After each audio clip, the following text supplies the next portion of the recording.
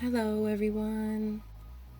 I have another interesting video for you guys, and I got most of these ideas from someone who commented on another video of mine. The channel name, I believe you pronounce it as Kid Canuck. Kid as in Kid Canuck. So anyways, I just wanted to give this channel a shout out and a thank you for providing the detailed information on how and why to set up this video. And then of course I added a bunch of my own details as well. So let's get this show started. Now I want to start off by saying this entire video is based on facts. I will not provide you with anything but the facts. Now, this is the GPS information from the Discovery. And at the top, you can see that Chris started his truck at 5:18 in the morning. He backs it into his driveway. Takes 30 seconds to do that from starting the truck into the driveway into the garage partially. Now it's showing that he had his truck there and on for 27 minutes. Because then it shows that he left his house at 5:46 in the morning. So it took him 27 minutes to load his dead family's body into his truck.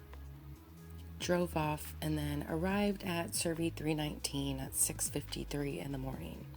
And he was there for 2 hours and 36 minutes, as you can see here.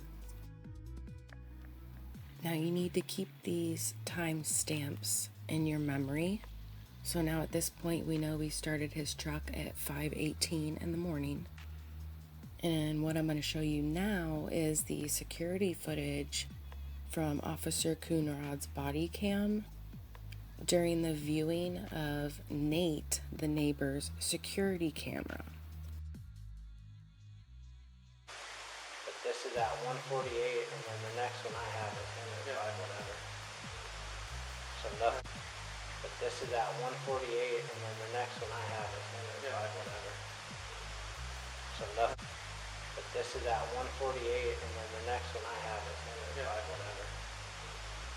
So nothing. But this is at 148, and then the next one I have is 105, whatever. So nothing. 105, whatever. 105, whatever. 105, whatever. 105, whatever. So now we know Nate's security camera started to turn on and started to record at 5:11 in the morning.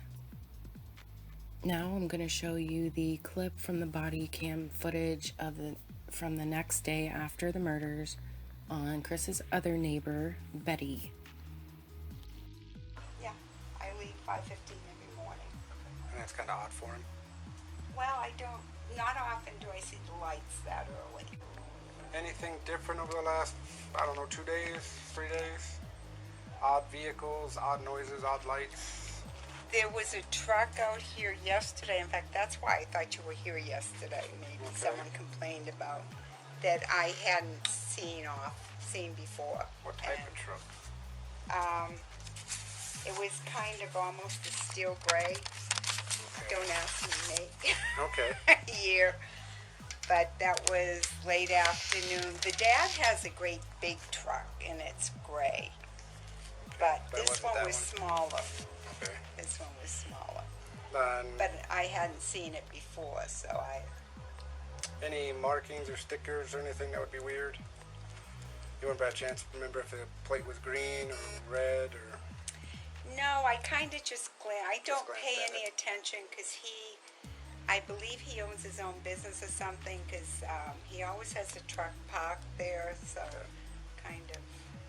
I gotcha. I just kind of noticed it wasn't the normal truck. Was it dirty by any means? No, it wasn't. And it couldn't have been that old. Okay. How long was the truck sitting there? I saw it yesterday morning around 5:15 a.m. because I go to the gym then. Okay. It was still there when I got back at 6:45, and then it was there around, I think, noontime.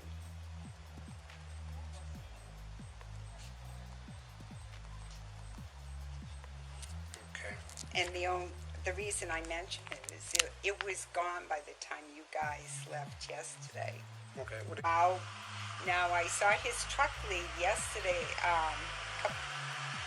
Maybe it was this morning. I was leaving for the gym. His truck had the lights on, which is unusual for that morning. 5:15 in the morning. Only fools like me are up. So you don't usually see him leave at that time of day? Oh, was that the gray truck, or what truck was that? That was his regular truck. It's a pretty big truck. Maybe, what could I compare it to?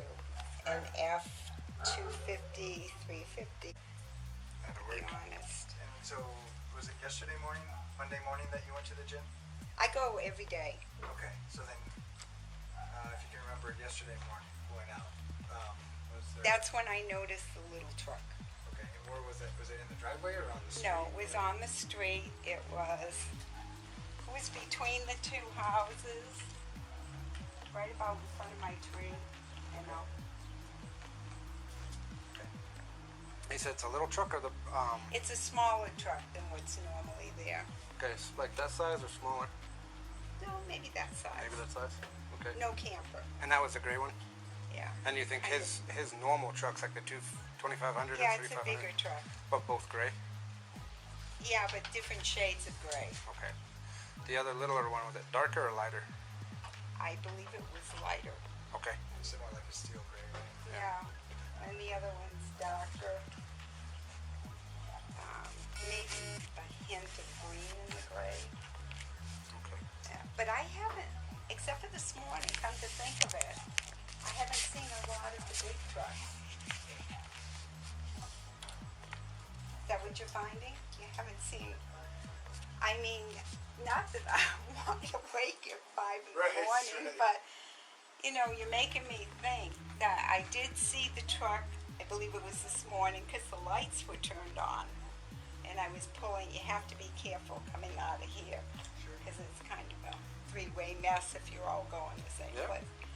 But I noticed that the back lights were on. But, That was around 5:15 this morning. yeah, I leave 5:15 every morning. And that's kind of odd for him. Well, not often do I see the lights that early. Okay. But then he could leave at 5:20 and I would not know it. Yeah. Fair enough. Yeah. You see him leave sometimes in the morning to go to work? You ever? Not often. No. I kind of keep, yeah, I leave 5:15 every morning. And that's kind of odd for him. Well, not often do I see the lights that early. And now we know Miss Betty leaves at 5:15 every morning. And with a premeditated murder, Chris would know this weeks, months prior to the murders. If he's staying at Nikki's house every night while Shanann and her children are off in North Carolina for 5 weeks, he's sleeping at Nikki's house every night that Shanann's gone practically. And then he said he went into his house every morning to get ready for work. And he had the perfect timing to be able to see when Betty or any possible witnesses to this crime. So now we know that Nate's security camera went off at 5:11.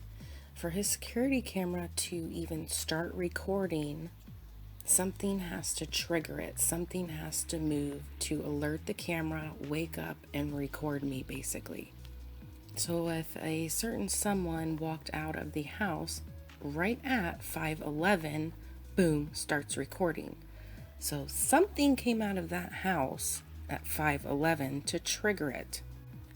And then Betty says 5:15 in the morning every day. And then she's seen Chris's lights on his truck. Just because some lights were on doesn't mean the vehicle was turned on then yet either. Just like when you lock and unlock the door and then your lights flicker, that kind of light, I'm assuming, because his truck did not start until 5:18. And now we can see what Chris has told authorities. He packed up his lunch, filled his water jug, and at 5:15 went outside to back my truck up that I had loaded with my book bag, my lunchbox, computer, water jug, blah, blah, blah. Him knowing what time his neighbor Betty leaves at 5:15 in the morning. So Chris walked out of his house, possibly through the front door at 5:11. Boom. Camera is on. It's triggered. That's what made Nate's camera to start recording. Chris already walked by the gap between the garage and the tree before Nate's camera actually started recording, which is why it never captured Chris walking by. So now Chris is sitting in his truck on the street by 5:12, and Chris is waiting for Betty to leave. Now, being Betty normally leaves at 5:15 in the morning, but she ended up leaving at 5:18 in the morning because that was about the same exact time that Chris started his truck at 5:18 and pretty much pulls forward the same time that Betty is leaving her driveway. So right before he started his truck at 5:18, another person walks out of the garage at around 5:17. So Chris went to his truck at 5:11. The camera starts recording. He's sitting in his truck. Someone else comes out of the garage at 5:17 and gets into the truck. Betty leaves. Chris starts his truck and backs it into the driveway.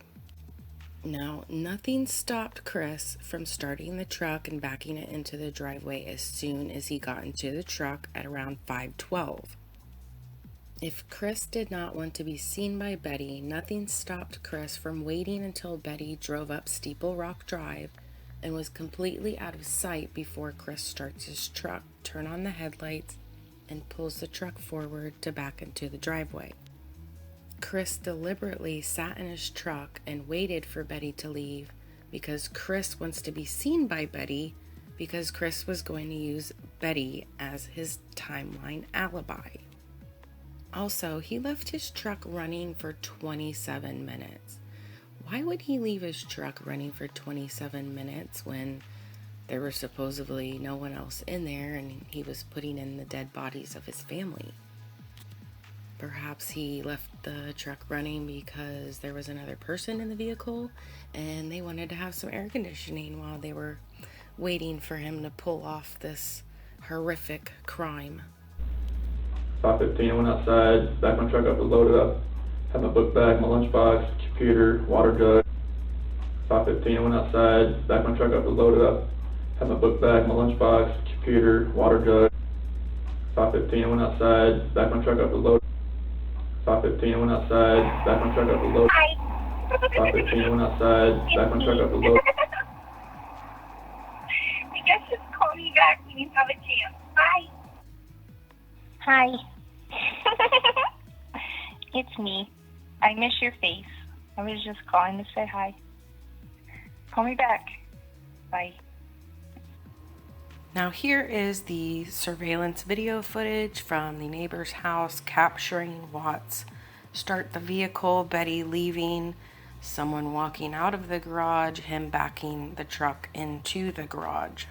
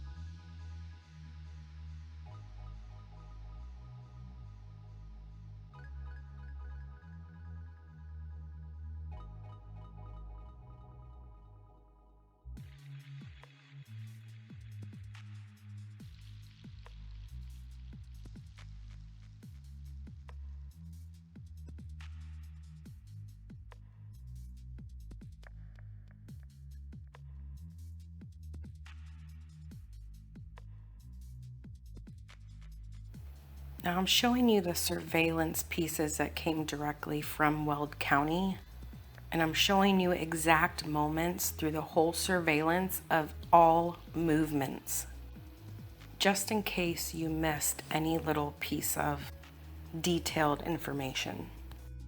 So beginning with number 1, Chris triggers the camera to turn on. Number 2, truck unlocks or the door opens, making the headlights turn on. Number 3, other person walks out of the garage to get in the truck with clothing that matches Chris.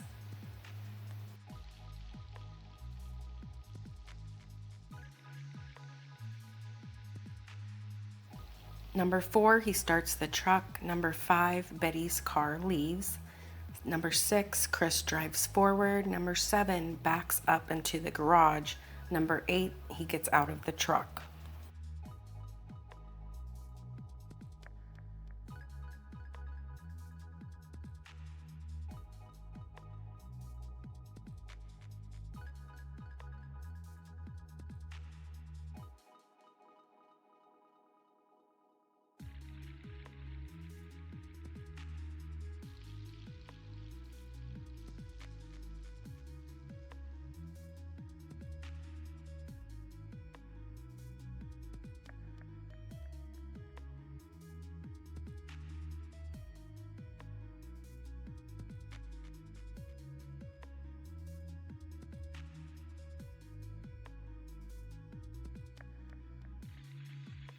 Number 9, the door lights magically turn on by themselves. Number 10, Chris walks back to the truck. Number 11, Chris goes back into the garage. Number 12, he must have closed the door since the lights went back off and the headlights flashed in the street.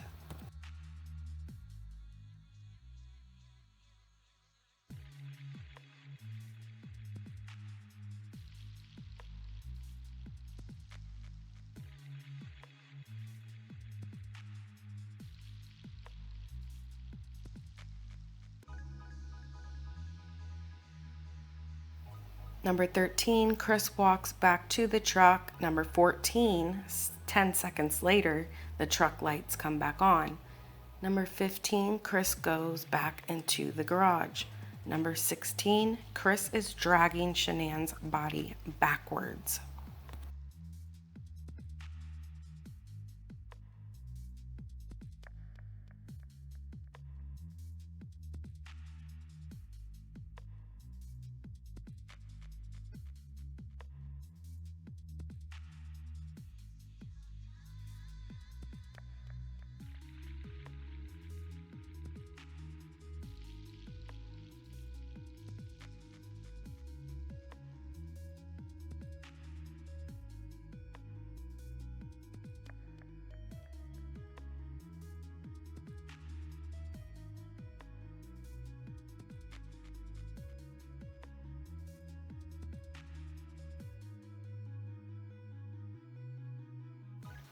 Number 17, Chris goes back into the garage.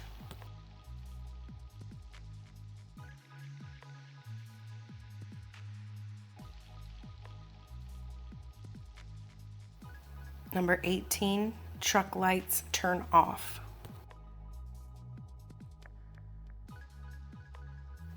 Number 19, Chris walks back to the truck. Number 20, 12 seconds later, the truck lights turn on. 21, Chris walks around the front of the truck. Number 22, passenger door closes. You can see the light move from right to left. Number 23, Chris walks to the garage. Number 24, places gas can into the right side of the truck bed. Number 25, truck lights turn off. Number 26, he takes it back to the front of the truck and into the left side of the truck bed. Number 27, Chris walks back into the garage.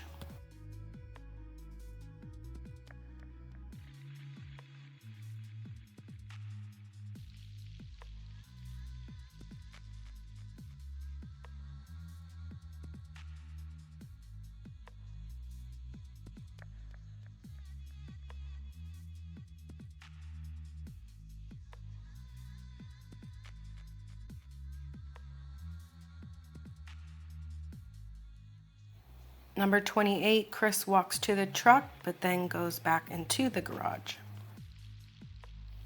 Number 29, Chris rushes to the truck. Number 30, 10 seconds until the truck lights turn on. Number 31, Chris walks around the front of the truck. 32, passenger door closes. 33, Chris walks into the garage.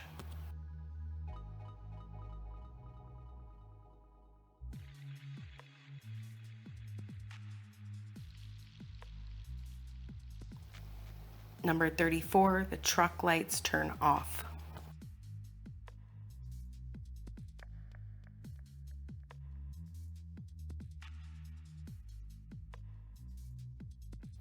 Number 35, Chris rushes to the truck again. 36, 11 seconds until the truck lights turn on as he opens the passenger door, then closes the passenger door. Number 37, Chris walks into the garage.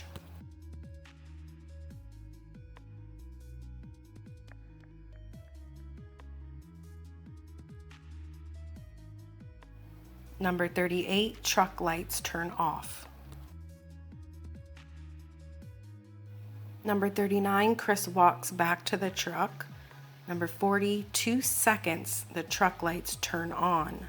41, a shadow walks to Chris as Chris bends over to pick her up to put her in the truck.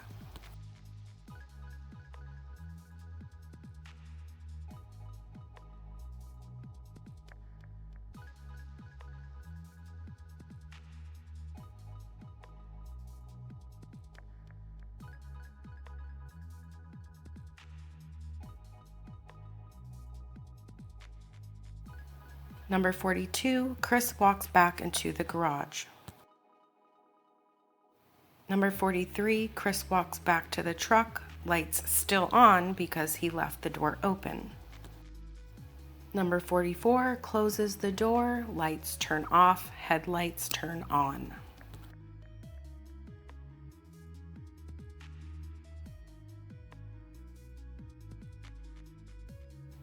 Number 45, Chris drives forward.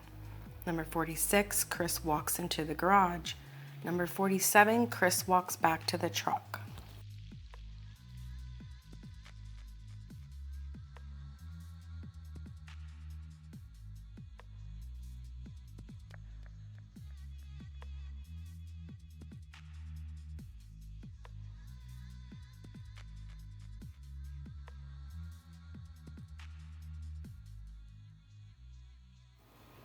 Number 48, Chris drives away to dispose of his family.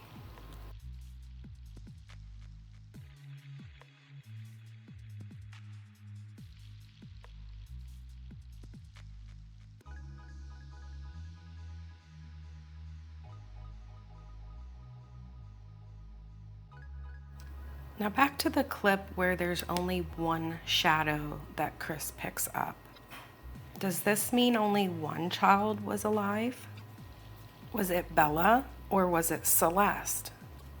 If only one child was left alive before leaving the house, how did that child leave the house? Was it in one of those garbage bags? And it had to be during one of those times he made a few trips to the truck. And also where he went to the truck and it took at least 10 seconds or more until the door opened and the lights turned on. So he must have had something in his hands, like a body in a bag, and set it to the side and then opened the car door. Also regarding the garbage bags, he left the entire roll of garbage bags on the passenger floorboard of the truck in the front. So that just makes me ponder, why would he put it on the front? Why wouldn't he just put it on the passenger seat? You know, the passenger side seat instead of the floor. Was there someone sitting in the passenger seat the whole ride up there? Is that why they were on the floor?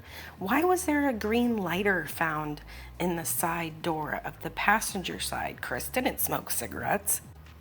Maybe being that Nikki Kissinger had called a rehab facility during that phone activity video I did, maybe there were some sort of drugs involved. Maybe they smoked meth, smoked crack. I don't know. I don't know where this cigarette lighter comes into play, but it definitely couldn't have been Chris's, especially if it was on the front passenger side door panel. You know, it's just very suspicious. Now, I know a lot of people don't think that he had dragged Shanann's body, but there was evidence in the discovery that she was dragged in the sheet that he took off the bed and wrapped her in. Here in this paragraph from the discovery, towards the end, it says there were dirt stains on the sheet, including a large area of dirt stain with patterns that appear to be the form of the sheet being dragged along the ground. Now, this is the sheet that they're talking about with the drag marks on it. Those little risen specks are like being drug on concrete. You know, if a piece of fabric drags on concrete, it's going to snag. You know, it's going to snag, it's going to snap. And then on top of that, he also drug her in the grass in the field before he buried her. You see here in the middle long drag marks, and then at the top there, possibly where her head was, there was also drag marks. Also, I want you guys to be aware of the stories, the lies, and the imagination that Chris has, and how he kind of just goes with the flow when he hears a new story brought up and then continues on with this fake imagination. I've always had a really crazy imagination. So like when I was a kid, like I even convinced my teacher I went to Japan over the summer, or to China or something. But she said, you should just write down your story, like how you cope with this. Why did you convince your teacher you had gone to another country? It was just like what you did over the summer, and I was like, oh, it's China. You start right. And she actually believed it. I was really convincing. So you're a smart dude. Yeah. It was, they parent teacher conference said, so how's China? Well, nope. So do you think any amount of us asking you things different ways would have helped, or do you think anything would have helped? I think if maybe you didn't ask about if Shanann hurt the kids, if you would ask the other, if something in that, a different order of question, maybe it would have came out a different way. Because that's the only reason I remember that story, is because that was... Well, you weren't giving us anything I know. else. That was the problem. I know. So if you think if we would have said, what do you think?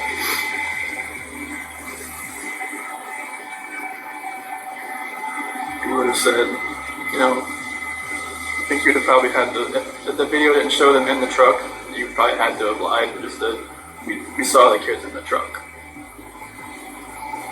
I mean, I hate to say you would have to, lie to get me to say what you wanted me to say, but it might have been that. That we saw the kids in the truck? It just felt like somebody was behind me and just I just couldn't let go. I was, just nervous. I knew I had done something wrong. And I knew you probably already knew or were going to find out. And it's just I've watched enough, TV shows to kind of see okay, what's going to happen next type thing. I never knew if it was actually right. But I think it's just the horror of knowing what you did and trying to tell somebody else what you did. That's what kept me from doing it, because I didn't even want to admit to myself that I had done anything. So I knew what I had done. I knew how bad and horrific it was. I knew how bad I was going to hurt other people. I just couldn't even admit to myself that I had done it. So I couldn't even tell my attorneys I did it until 2 weeks later. So were you trying to save us from the horror? No, it was just a matter of I couldn't admit to myself, and how could I admit it to you? There are quite a few people who would tell us, and who do tell us, you need to look into Nikki more, Nikki Kissinger. All the way from the extreme end of things being, Nikki's the one who ordered the hit. She was there. I'm in the basement. She was there. So the extreme is, she's the one who told Chris to do it. She's the real problem. all the way, that's the extreme side, and then all the way to, well, there were these texts where she was infatuated, she was in love, she was saying how good Chris was in the sack, and maybe we should look at her more. You know, what would you say to those people? Like, you know, she had her moments where I had to talk her like off a ledge kind of deal. What does that mean? It's like, I guess after the fact, there was like videos of her that she was like recording herself because she was like bipolar or something. I never do that. But there. And so, are those people absolutely wrong about Nikki? She wasn't asking you to get rid of your family? No. Are you sure? Yeah, I'm sure. Okay. And no part of any of this was because she put it in your head or asked you to, or? She never, I mean, this whole relationship contributed to it. Sure. But she didn't want me to do it. Like some of the conversation, like on the 14th, got a little weird. I think that's when she met with CERVI or something, or FBI. I'm not sure who she met with first. So she talked to you after she met with? No. Oh, that was like she had told me like, this is the last time you'll probably hear from me. I'm going to stay at my friend Jim's place while this is all going on. She said not to contact her until this is done. Thinking maybe it's like, maybe like if her hand was not her head was like twisting back and forth, could that have done that? Yeah. I had a blanket over it. I don't know. Like, it was, I don't even want to say it felt like I had to. It just felt like there was already something in my mind that was implanted that I was going to do it, and I woke up that morning and it was going to happen, and I had no control of it. So I used a different card, like a blue card. Maybe she thought, you know, like I felt comfortable enough just using on the bank account or something, but you know, I told her I was going to Rocky. I told you I was going to Rocky. Yeah. It was just like, you know, it felt like, you know, like looking back at everything, like just like reading the scripture more and more now, I can see like, you know, God gave me opportunities to get out. Like even my friend Jeremy Lindstrom, he even invited me to, because like it was his daughter that came and watched the kids on that Saturday night. And he was like, hey, you said we're going to a Rocky game, you want to go to me with the Bronco game and watch the Arizona Cardinals? Like, in my mind, it was like, you know, go. Just say, hey, I can't find a babysitter. Bye. To Nikki? Yeah. And maybe that would have been like, you know, like a light switch in my head goes off, light switch in her head goes off, maybe it just like goes different directions. That was kind of like my last opportunity to kind of get out, it seems like, because I wish I would have said, yeah, let's go. Yeah. And I think that would have just put me on a different trajectory.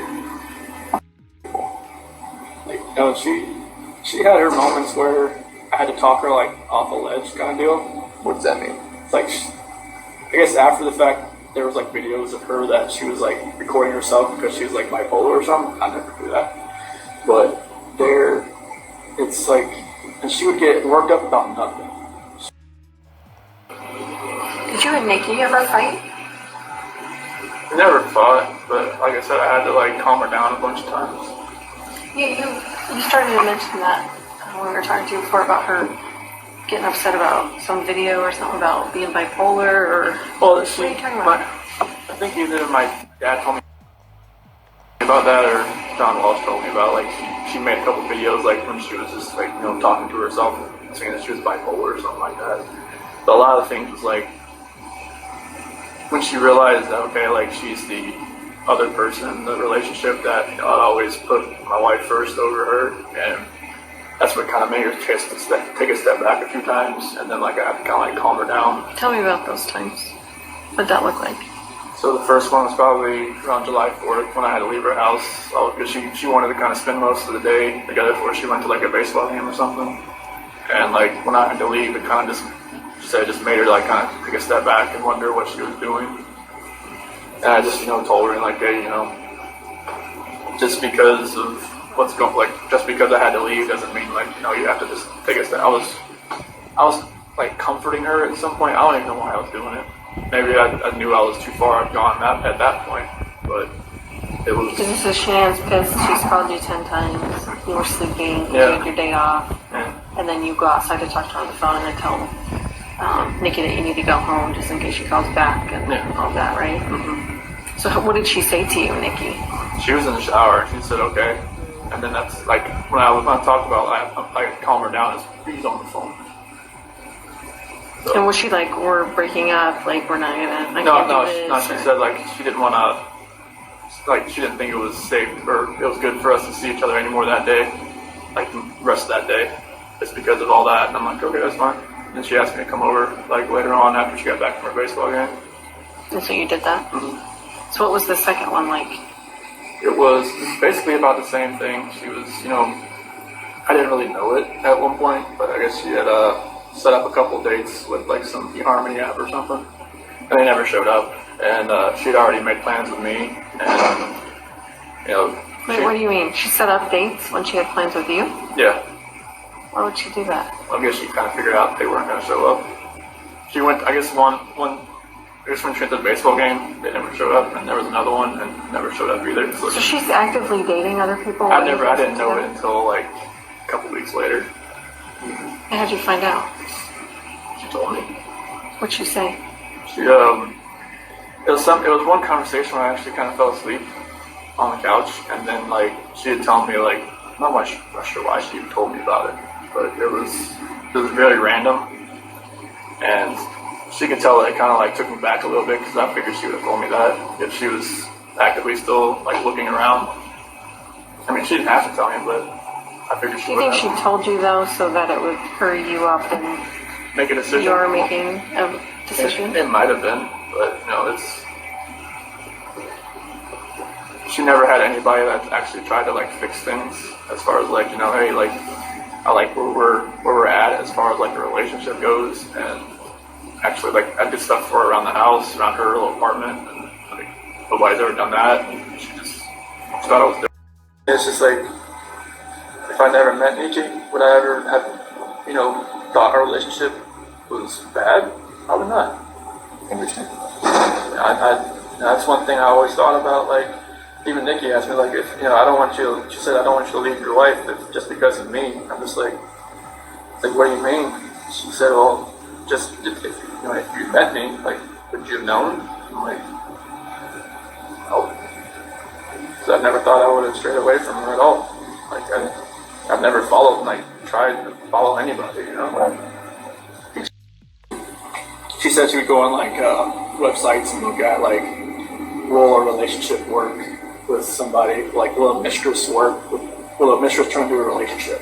That's what Nikki was looking at? Yeah. She would tell you that, or you heard that? Me that? Okay.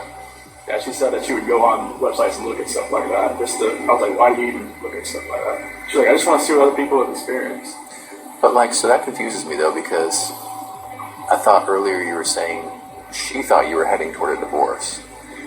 So why was she looking at herself as a mistress? This was later on. Oh. Like, in August, like first week of August, when I told her, like, I had to have that talk with her about separation. Uh-huh. That's when, like, she would start looking at, like, apartments and stuff. But, like, during our July relationship type thing there. Oh, I see. That's when she was looking up, like, it would actually work. Okay. She told her friend Brittany about it, I guess, and Brittany told her not to do it, but she said she'd already made her decision. Okay. What did she know about you? Did she know you were married at first? She did, once I showed her the pictures on my phone. Yeah, like, the home screen picture and everything. So was your wife in that picture, or was it just your girls? It was just my girls right there, but my wife was the lock screen. Oh. So she knew I was married with my kids. Okay. Are you aware that she said she didn't know you were married? What did you think about that? I figured it was like, just trying to save face, trying to, some of my sister said it was like, just trying to keep things together. Yeah. Just trying to, she phrased it a different way, but just kind of like, just like ground control, just trying to control everything that's going on around her. Because I'm sure she got bombarded by all kinds of different sides from the media and everything. So, and Did you talk to her at all? No. I'm hoping she hasn't written me in a different alias or something. I'm not talking to her that way. Oh. And are you not allowed to talk to her? Okay. Was it ever like, I wish you didn't have kids, I want to have, kids of my own with you? Like, she never knew if she wanted to have kids, but she said that, at one point she said, I'd like to give you a son. Do you remember having any thoughts or thinking about Why not just putting them all together with Chanel? Honestly, it was just happening so fast. I had no time to really have a thought that was my own. I didn't know what to do. I didn't know what I had done. I still wasn't in that right state of mind. I don't think like I was in control of what I could think or what I could do at that point in time. Could she grab your arms, or were her arms pinned down? Or? Not that I remember. I don't think so. I mean, I don't think like I moved to where my knees were around her arms or anything. But what I was doing. Yeah. You were just like in automatic mode, or it seemed like. So did you drive straight out there? So what were you thinking on the way out there? I was kind of like what I'm doing right now. I'm just like, nervous, shaking, not knowing like, what's going to happen. Yeah. Like I know like my life is completely changed. I don't know like what's happening. Like honestly, like I try to picture that whole ride. Like it's like 45 minutes to an hour ride out there. And it's just like, couldn't I have like saved my girl's life? Couldn't I have done something? Why did I do that? I don't know. Like this is my flesh and blood. This is like what I wanted all my life, was to be a dad, and just to have kids, and they love me. They all that, and it just nothing made sense. Right. Like the oil tank, nothing made sense. I'm just like, what are you doing? Mm-hmm. So what happened when? Kind of pissed Nikki off too that I left, but I think that's when I called Nikki later, and she was like, she kind of realized that, she'd always be like, the second, she said second fiddle. Did she accuse you of cheating at that point? Mm-hmm. So what'd she say? Like, I knew there was somebody else. I didn't come out to say, that there is somebody else, but she obviously already knew. No, your response to that was what? Did you say no, there's not? Deny it? I just denied it, but at that point, but she knew, and that's mainly the reason why I talked to her, because I knew, like, after that night, it was just like, I just felt guilty, more guilty than ever before. Yeah. And then the fact that she didn't scratch at you or anything, is that just because it was so powerful? I don't think it, it didn't feel like, I've never done that before, put my hands around anybody before. Trying to, because she kept, I didn't want to, when I was putting this one coherent, I guess, thing I had, I didn't want the girls looking at Shanann. Trying to, because she kept, I didn't want to, when I was putting this one coherent, I guess, thing I had, I didn't want the girls looking at Shanann. Trying to, because she kept, I didn't want to, when I was putting this one coherent, I guess, thing I had, I didn't want the girls looking at Shanann. She told me to delete everything. I didn't delete everything. I just okay. I'm not sure why I didn't delete everything, but probably helped you guys out a little bit. But she told you to delete everything? Delete all conversations. Did she tell you why? She said delete it. Which I don't think you can ever delete a text message. We're pretty good at getting deleted text messages. Yeah. What was the reason? I can't even tell you. It was like I said, something else was in control of what I was doing, and it was I was doing something I never thought I would ever do in my life. Mm-hmm. But it's just I couldn't let go. It was somebody else, if you picture somebody else around you, holding your hands, holding you, keep you from not letting go. And so there were so many things that happened, weren't there? There just were little tiny ingredients to this recipe. Yeah, nothing it's nuts, Chris. It's just so many things just didn't go your way. Everything was like somebody was stirring a pot, and it was just That's exactly what it was like. How did you get on top of her? How did that happen? It's like when I got into bed, I just heard because she was laying. When she was sleeping, she was laying like face down, which she really never does. Okay. And I just got into bed and I kind of nudged her, and then she like kind of rolled over, and then I was just like right there on top of her. Okay. And so that was after you'd gotten ready? Mm-hmm. Okay, so you go down, you make your food. Oh yeah, I got like cottage cheese and another couple things I made food that day. Okay. And then, so we talked a little bit earlier today about, there was all of these things playing in your mind where you just didn't even want to go another second without having this conversation or without some sort of completion, right? And then so you come back, she's asleep, and then you just kind of nudge her? Yeah, I just kind of like, hey, look up for a second. And was there a nudge talk for 20 minutes, or was it just nudge and then all of a sudden you're on top of her? No, it's pretty much on top. Okay, so that happened pretty quickly. Yeah, that's how we kind of pretty much talked. Okay. That was just right there. And was there talking? Yes. Okay, and so a nudge, a talk, she's laying down and you're standing up? I crawled back, I got on my side of the bed, and I just like nudged her like that. Oh, okay. And then you're talking while you're on top of her? Mm-hmm. Okay. That seems confusing to me. Is that actually what happened? Okay. And so, is she just fine, like just laying there, or you trying to talk to her while you're on I think top of her? I thought we were going to have sex again or something. Oh, okay. Okay. And how long did you talk? About 15, 20 minutes. Really? In that position? Okay. And was there any sex? No. Okay. Maybe basically from position that we're in, she maybe thought maybe I'd try to go again. I don't know. Okay. And I don't want to harp on it too much, but I'm just trying to think, if my wife's 4 months pregnant and it's 5 o'clock in the morning and I want to talk and I want to get on top of her, that's just not going to fly. So that's why I'm confused. So, is that really what happened? Okay. And then talk for about 15 minutes and then it's heated and then your hands are on her neck. Okay. All right. What did the talk consist of?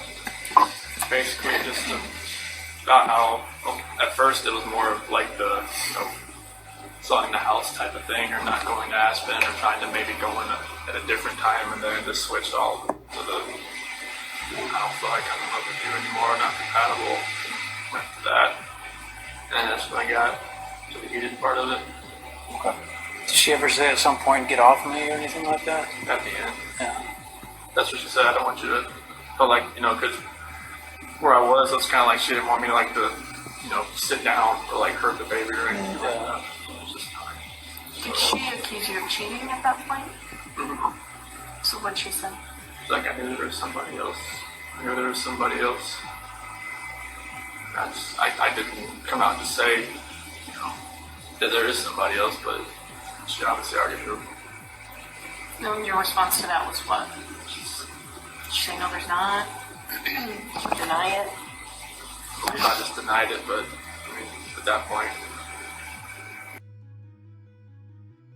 Well thought out. Yeah, it wasn't nothing like that. You're just minute by minute at that point. I had no idea what was going on. So once the girls were gone, was it also just a minute by minute thing as far as the oil tanks? Yeah, I didn't know what to do. Just thinking about an oil tank just makes me want to throw up.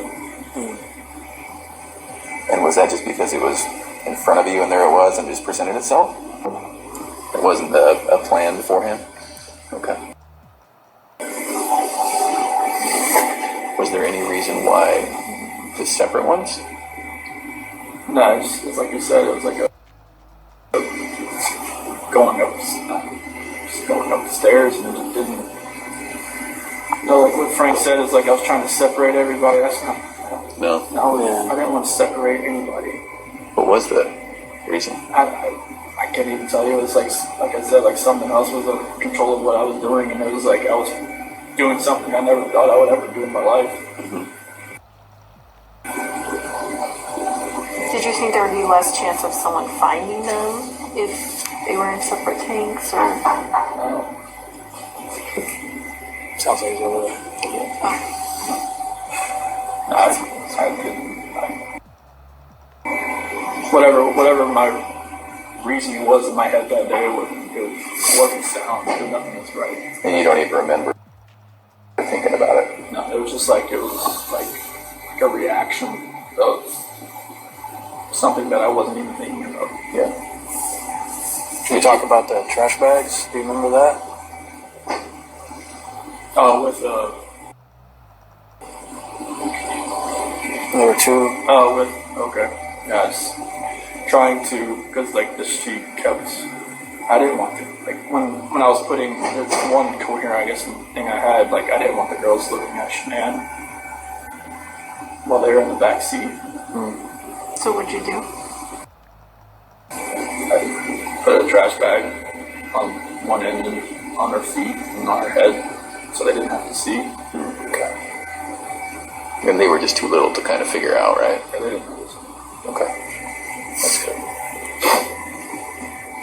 I just know, like, when I was driving up there, I mean, you know, they were just, you know, sitting there just, you know, kind of asleep or kind of just, like, you know, holding on to each other, like, in each other's laps. You know, I didn't, you know,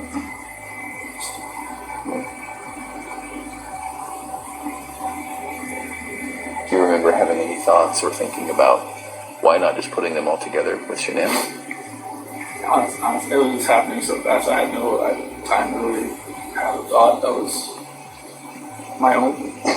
I just, when we got on the bed, that's just what I got on. I just, when we got on the bed, that's just what I got on. Did you have a shovel? Yeah, we had a shovel, a rake, and a... Did you have a shovel? Yeah, we had a shovel, a rake, and a... We had a shovel, a rake, and a... We had a shovel, a rake, and a... But we were saying what she was saying, it was just... But we were saying what she was saying, it was just... But we were saying what she was saying, it was just... But we were saying what she was saying, it was just... So then on that night, was it just a new type of fight? It was never had, or what happened? Yeah, it was a totally different type of fight. It was, you know, it was... Just felt like... I don't know, it was more anger than anything else. Like, there was emotion to it at first, and then it just felt like it was just anger. It was just like, no, like there was no love there. It was kind of like... But we were saying what she was saying, it was just like... It's almost like we knew, like, something was combating at each other. And we didn't know, like, it wasn't ourselves. Really? Anger from you or anger from her? I think it was more anger from me and more like desperation from her because she wanted to fix it. Yeah. She knew if something wasn't right, like... Hi. It's me. I guess just call me back when you have a chance. Bye. Hi. It's me. I miss your face. I was just calling to say hi. Call me back. Bye. What the hell? Did you guys hear how many times he slipped up? And it almost seems like he didn't even feel bad about it. So that about wraps up this video. Let me know what you guys think below. Did this video open your eyes a little bit more to the possibility of an accomplice?